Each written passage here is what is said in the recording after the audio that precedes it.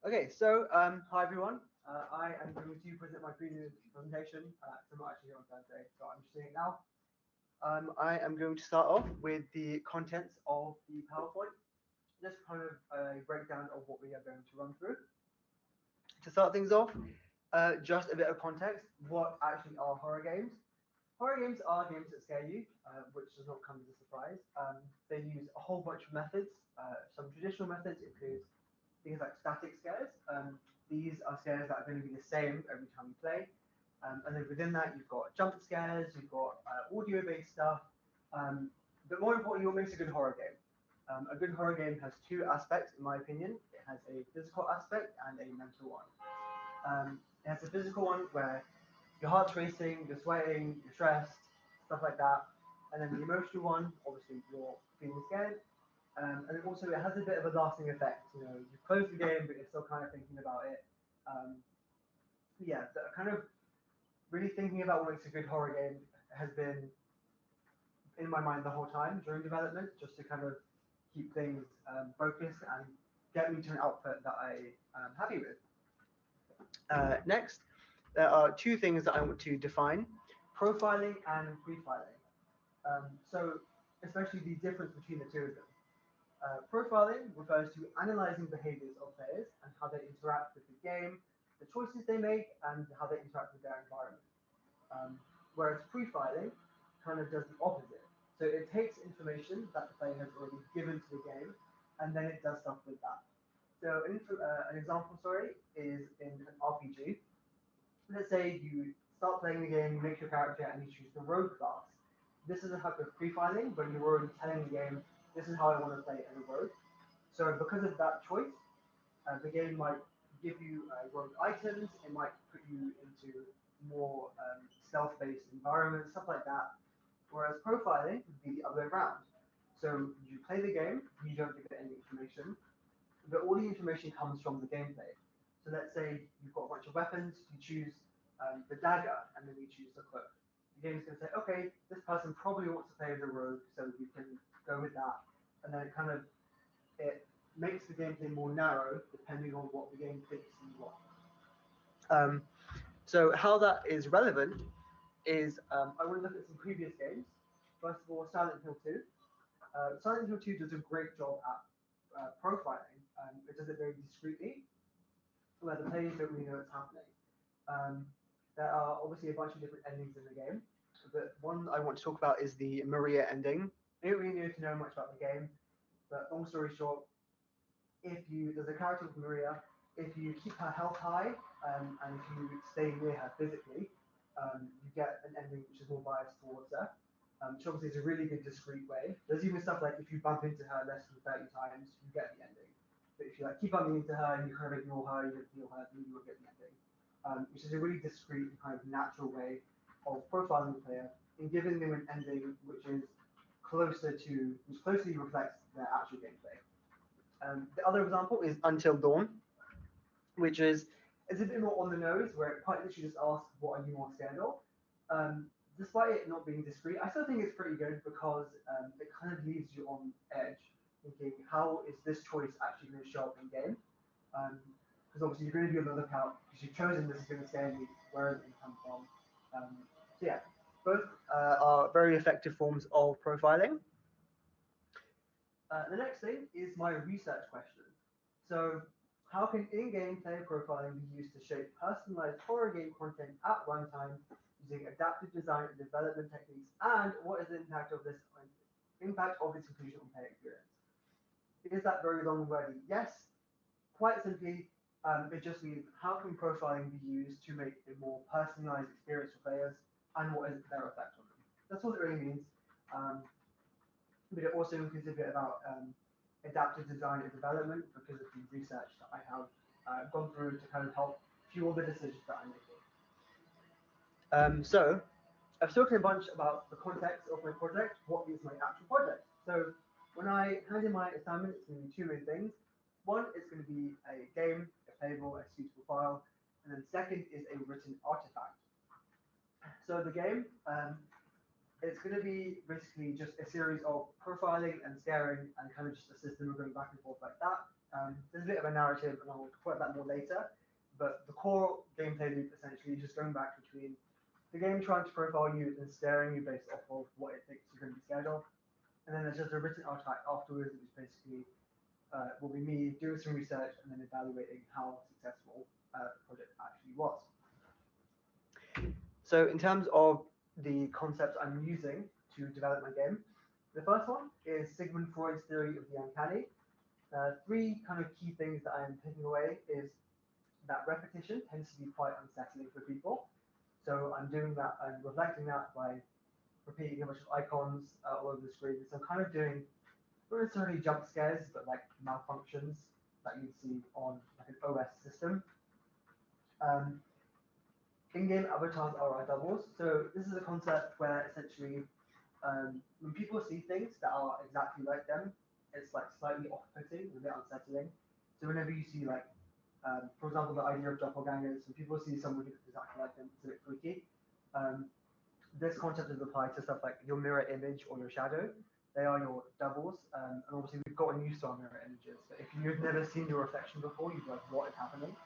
But this can apply to video games. So your actual avatar and who you play as instead of your double.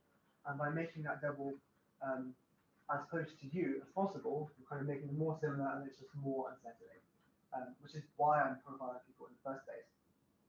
And the last one is that the uncanny valley feeling and deja vu are linked. This is just going to reflect some of the design, or the design will be reflected by this, or influenced, sorry, by this, because I'm going to have small changes in stuff like the wallpaper, and some of the icons will change slightly, just to keep you on edge and think, was that different, is that not? But yeah, I'm just really kind of wanting to emphasize that all of the decisions, even when it comes to the design and like the art elements, they all have research behind them, which is kind of the goal. The second thing is the DSM-5, which is the Diagnostic and Statistical Manual of Mental Disorders. This is a document that is used by psychologists, and in the document there is a section about fears and phobias, and it categorizes people into these types: animal, injury, natural, environment, and other. So when you go to a psychiatrist and say, hey, I'm like irrationally scared of something, they'll try to organize you to a type. So I'm using these types as like a framework of what the game is going to type you into as well. For the sake of keeping things, for the sake of keeping the scope small and not getting too caught up in stuff, I am excluding other, just because other includes stuff like balloons popping and like just really weird, super niche stuff, which I kind of can't, I don't have time to try and get there. But yeah, those are what I'm using to basically back all of the decisions I made. And then afterwards, following when people play the game, I'm going to do some human participation. So this is for the written artifact afterwards. Human participation, roughly 8 to 10 people, I think. They'll all be over the age of 18 and not vulnerable people. They are going to play the game by themselves and non-recorded, just so that it can be like as authentic and natural as possible. I don't really like interfere. Then afterwards, they'll fill out the game experience questionnaire, which is a standardized document which aims to just evaluate the experience. That's going to be obviously given to me, and then some open-ended questions, which will be a recorded interview. This is just to see some of the questions will include stuff like, did you feel like anything was, I'm going to use the word unsettling specifically, or just off in general, just to kind of see if I've managed to successfully emulate that like uncanny, this is kind of off feeling. And also just any general feedback that they might have. So in terms of what the actual game is, I've spoken a lot about it, but the game is going to be an OS-based game, which is operating system. So it's going to kind of look like a desktop home screen, and then that's where the game will take place. I'm going to whiz through 5 quick phases. There's going to be one, the downloading phase. This just kind of sets up the game a bit, sets the scene. Second is the whisper phase. This is an application the player's going to download. They're going to have a few conversations there, which will induce more profiling. Third is the CCTV phase. So they'll gain access to the CCTV app, which they can open up. It'll be a bit creepy. And then there's more profiling in there as well. the last phase, or sorry, the second to last phase, the virus phase.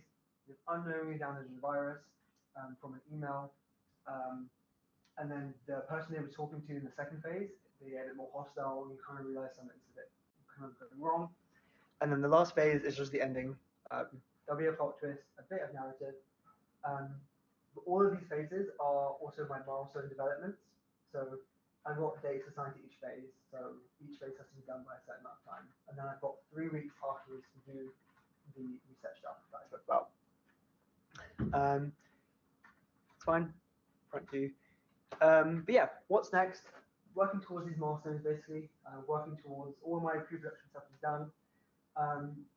In terms of what a successful project looks like, it's just a project that will answer my research questions, basically. It's something that will answer, does profiling make a game scarier? The answer could be no, clearly. The answer could be that my project wasn't good enough to answer the question. That's the only kind of fail in my eyes. But if I feel like my project's pretty good and it just didn't work, that's fine, because then the answer to my question is just no, which is still a valuable piece of information. But yeah, that is an overview of my project. Thank you for listening. Do you have any questions? Any questions especially for crystals? Okay, so scheduling wise, Mm-hmm. are you planning on doing, so you're planning on doing your research first, Mm-hmm. then your game, right? So all the research is about is all done. Right. So like the Freud stuff and the DSM-5, I already like wrote all about that. The second part of research is like afterwards. So it's when after they play the game, it's just like an interview for research. But yeah, so so it's both. I've already done some, and I'm going to do a bit more. Okay. Mm-hmm. Have you?